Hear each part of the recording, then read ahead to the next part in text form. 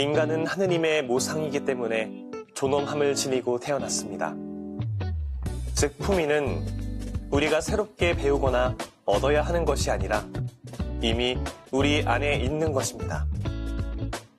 그 사실을 깨닫고 난 후에는 품위 있는 존재로서 어떻게 살아갈 것인지 고민하게 됩니다. 오늘은 하느님을 닮은 인간의 품위는 무엇인지, 하느님은 대림 시기를 보내는 우리를 어떤 삶으로 초대하고 계시는지 책을 읽으며 알아보겠습니다.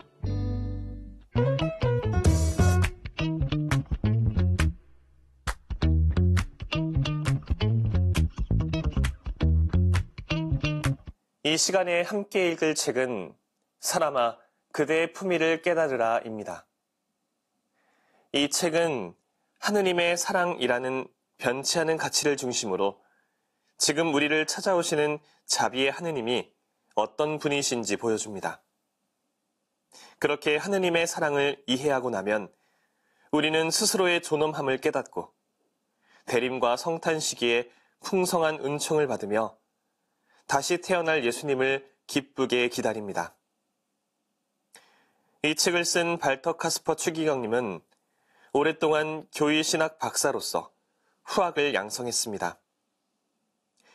교구장을 거쳐 추기경에 서임된 이후에는 교황청 신앙교리성과 종교간 대화 평의회 등에서 소임하면서 다수의 책을 집필하며 신자들을 만나왔습니다.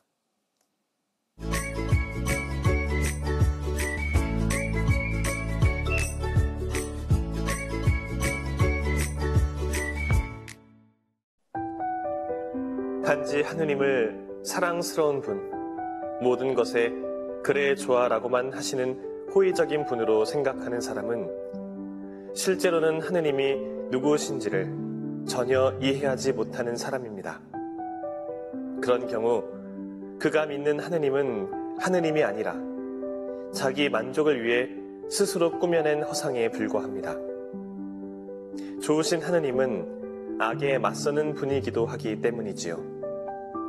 그분은 불의와 폭력, 거짓을 미워하시고 그 모든 것을 아예 태워 없애고자 하십니다. 끔찍한 모든 불의와 하늘까지 닿는 불공정, 살인과 파괴, 치욕을 하느님께서는 바라지 않으십니다. 오히려 하느님께서는 성경이 말하는 대로 분노와 격정으로 타오르십니다. 하느님께서 지지하시는 쪽은 살인자가 결국에는 희생자를 밟고 승리하지 못하는 것, 거짓과 권모술수가 통하지 않는 것, 불의가 성공하지 못하는 것, 강한 자들의 법이 통용되지 않는 것, 악에게는 미래가 없다는 것입니다. 하느님께서는 마지막에는 모두가 실제로 동등하게 되고 모든 너울이 벗겨지며 진리가 빛 속에서 밝히 드러나도록 하십니다. 거짓이 아니라 진리가, 폭력이 아니라 공정이, 미움이 아니라 사랑이 마지막 말이자 승리를 거두도록 하느님께서는 힘을 기울이십니다.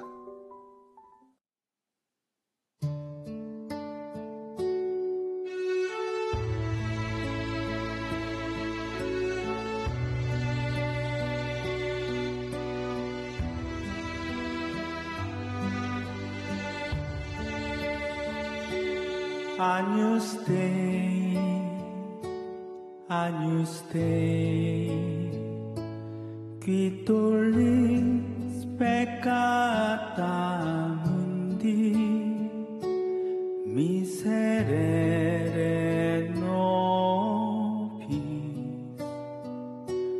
miserere nobis, Agnus Dei, Agnus Dei, qui tollis peccata mundi, miserere nobis, miserere nobis.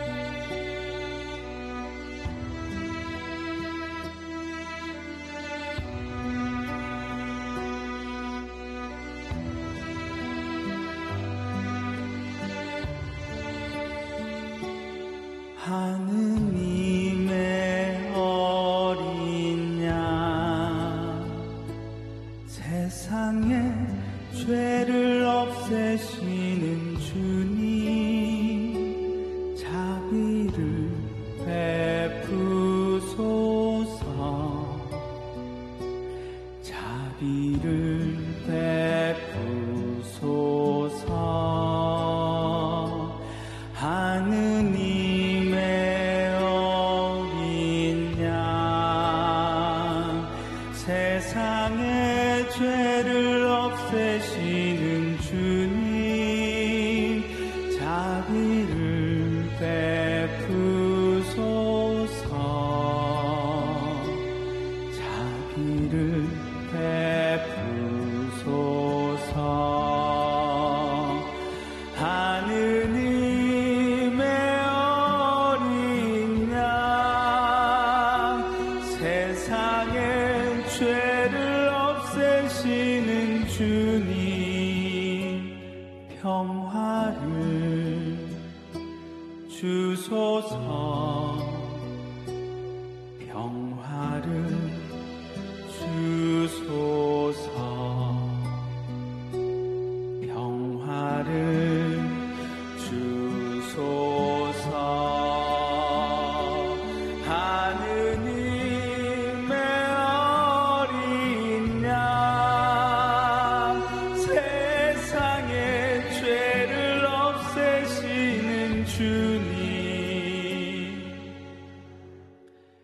평화를 주소서 평화를 주소서 평화를 주소서 평화를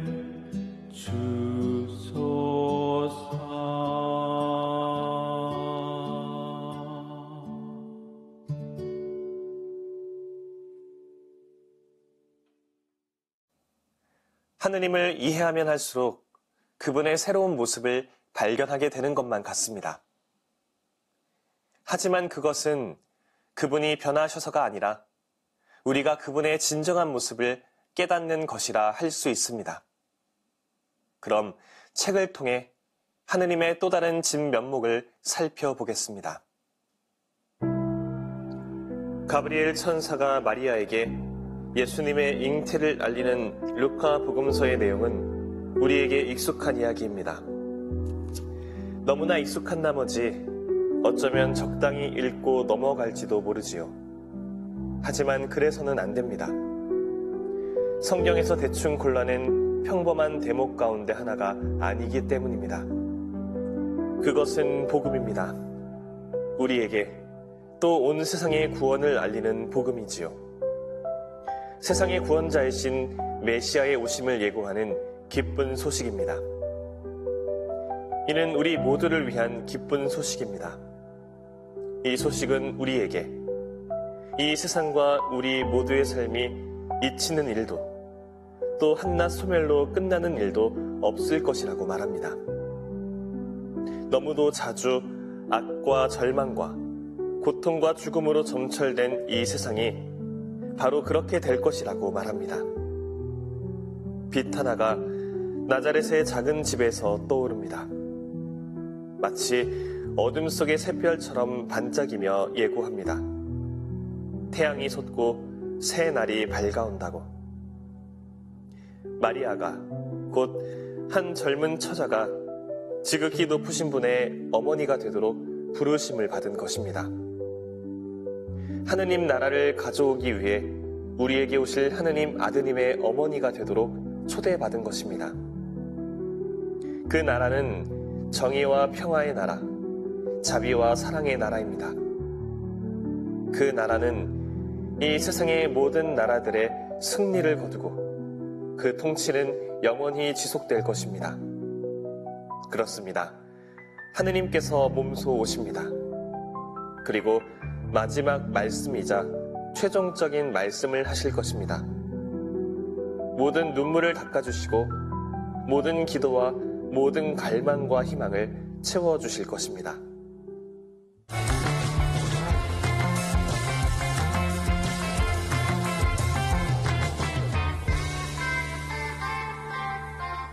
올해 초 개봉해서 큰 흥행을 한 영화 파묘의 연출을 맡은 장재현 감독의 전작 사바하에는 주인공 박 목사의 다음과 같은 대사가 등장합니다.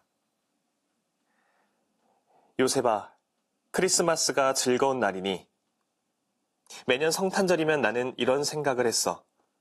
사실 이 날은 너무 슬픈 날이라고. 아기 예수가 태어나기 위해 베들레헴의 수많은 아이들이 죽었거든. 유다인의 왕이 태어난다라는 동방 박사의 예언을 듣고 헤로데 왕이 심히 노하여 사람들을 보내 베들레헴과 그 모든 지역의 사내 아이들을 그때 기준으로 2살부터 그 밑으로 전부 죽이니. 마테오복음 2장 16절을 기반으로 삼은 이 대사는 오늘날 성탄이 품은 세속적 즐거움, 자본적 풍요로움을 경계하며 아기 예수님이 이 세상에 오신 참된 이유를 살필 수 있도록 우리를 깨우쳐줍니다. 하지만 저 대사를 던진 영화 속 박 목사의 태도는 자칫 성탄이 품은 기쁨을 냉소적으로만 바라보게 만들 수도 있습니다. 그리고 저 역시도 성탄을 맞이할 때 간혹 기쁜 마음으로 성탄의 의미를 되새기지 못하고 세상 안에 만연한 부조리를 내세우며 냉소적인 태도를 앞세울 때가 있었습니다. 신학생 시절 성탄을 3일 앞둔 어느 날, 저는 본당 제대 앞에 놓을 구유를 만들 때 사용할 재료들을 구입하기 위해서 길을 나섰습니다. 그러다 성당에서 멀지 않은 곳에서 대규모 시위를 벌이는 수많은 노동자들의 모습을 목격하게 되었습니다. 이어 건물의 로비의 유리창들이 깨지고 경찰의 체류액이 뿌려지는 가운데 수많은 사람들의 비명소리와 욕설, 또 이를 취재하는 기자들의 카메라 셔터음, 그리고 제대로 통제가 되지 않아 마비된 도로에서 울려 퍼지는 경적 소리가 주변을 가득 메우게 되었습니다. 그렇게 사지가 들려 끌려가는 노동자들의 모습, 악에 바친 모습으로 임무 수행에 나서는 경찰들의 모습, 잠시 힐끗거리다 이내 무관심한 태도로 일관하는 시민들의 모습이 제 눈에 들어왔습니다. 저기에 있는 노동자들과 경찰들은 며칠 후 맞게 될 성탄을 기쁨과 동일시하여 바라볼 수 없을 것이라는 생각에 저는 제 손에 들린 구유 재료들이 무의미하고 무가치하게 여겨졌습니다. 또 제 눈앞에서 펼쳐진 부조리의 결과를 마주하며 아기 예수님의 탄생이 과연 우리 세상의 어떤 점을 변화시켰는지에 대한 회의감이 들기까지 했습니다. 그렇게 저는 3일 후 성탄 미사를 봉헌하며 성탄의 참 의미를 마음에 새기지 못했고 또 성탄을 너무 쉽게 기쁨과 동일시하는 이들의 태도를 위선처럼 여겼습니다. 발터 카스퍼 추기경의 대림 성탄 특강 내용을 엮은 사람아, 그대의 품위를 깨달으라에서 특별히 고통은 있는 것이 아니라 이겨내는 것이라는 제목으로 엮인 대목을 읽으며 저 당시에 제가 품었던 마음가짐을 비롯해 성탄을 냉소적으로 바라보았던 순간들에 대한 반성의 마음을 갖게 되었습니다. 발터 카스퍼 추기경은 성탄과 관련된 복음 속 여러 천미가들에 대해 언급하며 다음과 같이 말합니다. 믿음이 없는 곳에서는 마음이 쉽게 무거워질 수밖에 없습니다. 그런 곳에서는 사람들이 탈출구를 찾지 못하기 일쑤입니다. 세상에 대해 실망하고 세상 곳곳에 있는 악과 불의와 부패에 낙담합니다. 아니면 그저 불평불만이나 목적 없는 비난에만 열중하지요. 하느님의 신앙, 곧 하느님께서 계시고 우리와 늘 함께 하신다는 그 믿음은 용기와 신뢰, 희망을 줄 수 있는 것입니다. 이 믿음 때문에 우리는 그럼에도 불구하고 노래하고 음악을 즐길 수 있는 것입니다. 성경의 찬미 노래들이 우리에게 알려주는 바가 바로 이것입니다. 이러한 맥락에서 신학생 시절에 프란치스코 교황님의 환경의 책 찬미 받으소서를 성경의 관점에서 다뤄주었던 교수 신부님께서 마지막 강의 때 해주셨던 이야기가 떠오릅니다. 환경 위기 시대를 살아가는 교회의 사제들은 우리 세대가 결국에 재앙에 가까운 상황을 맞게 되더라도 그렇게 모두가 좌절하고 절망하는 상황이 펼쳐지게 되더라도 끝까지 좌절하거나 절망하지 않고 조금씩 더 나아질 수 있는 방향을 제시하고 좌절과 절망의 시대 안에서도 살아갈 수 있는 힘을 전해야 하는 그런 역할을 맡아야 한다는 것이었습니다. 온갖 부조리와 절망적 상황으로 가득한 우리 시대에 주님 성탄이 지닌 참 의미를 되새기며 아기 예수님을 이 세상에 보내주신 하느님의 의지에 보탬이 될 수 있는 우리 자신이 되기를 희망해 봅니다. 인간이란 무엇인가? 하느님은 몸소 인간이 되심으로써 이 물음에 명백하고도 최종적인 답을 주셨습니다. 그 답은 이렇지요. 인간은 누구나 다 자비를 입을 자격이 있고 사랑을 받을 자격이 있는 존재다. 우리는 누구나 자비를 입을 자격이 있습니다. 스스로의 힘으로는 자신이 처한 고통과 비참에서 빠져나올 수 없기 때문이지요. 고통과 비참함 속에서 우리는 하느님의 자비에 기댈 수밖에 없습니다.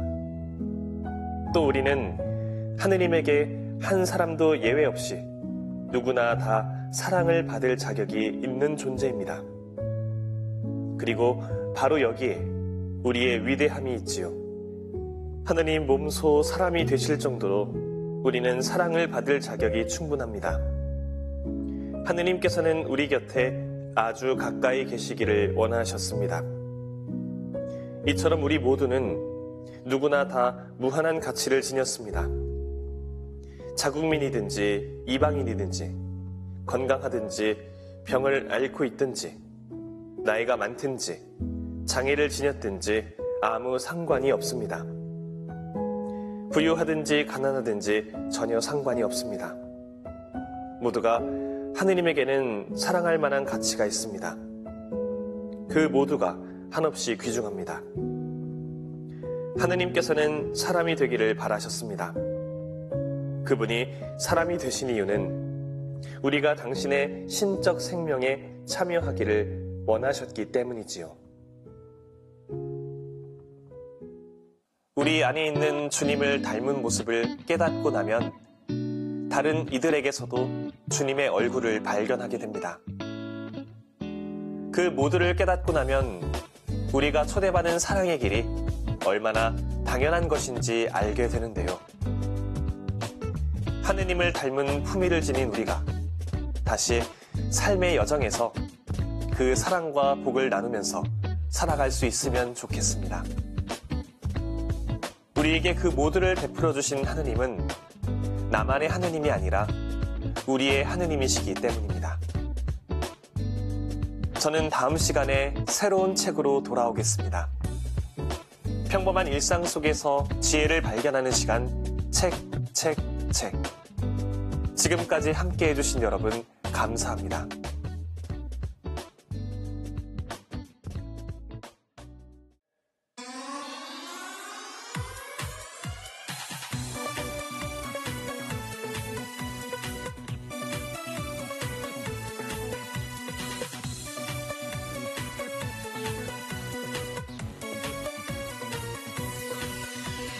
사랑하여라. 첫째도 사랑, 둘째도 사랑.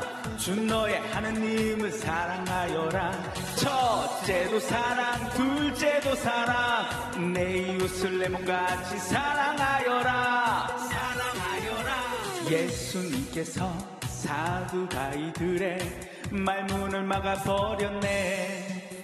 바리사이들이 한데 모여서 가장 큰 계명을 물어봤다네. 첫째도 사랑, 둘째도 사랑, 주 너의 하느님을 사랑하여라. 첫째도 사랑, 둘째도 사랑, 내 이웃을 렘같이 사랑하여라. 사랑하여라.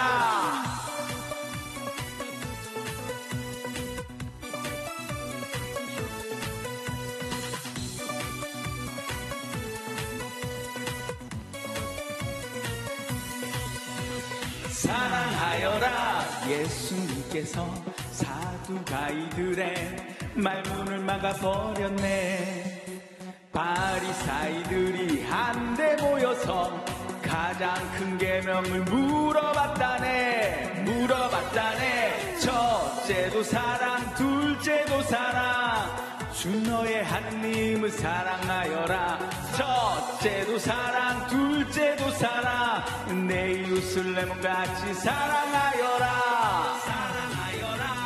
내 마음을 다하고 내 목숨을 다하고 내 정신을 다하여 주님을 사랑하여라. 내 마음을 다하고 내 목숨을 다하고 내 정신을 다하여 내 이웃을 내 같이 사랑하여라. 첫째도 사랑, 둘째도 사랑, 주 너의 하느님을 사랑하여라. 첫째도 사랑, 둘째도 사랑, 내 이웃을 내 몸같이 사랑하여라. 사랑, 사랑, 사랑. 첫째도 사랑, 둘째도 사랑,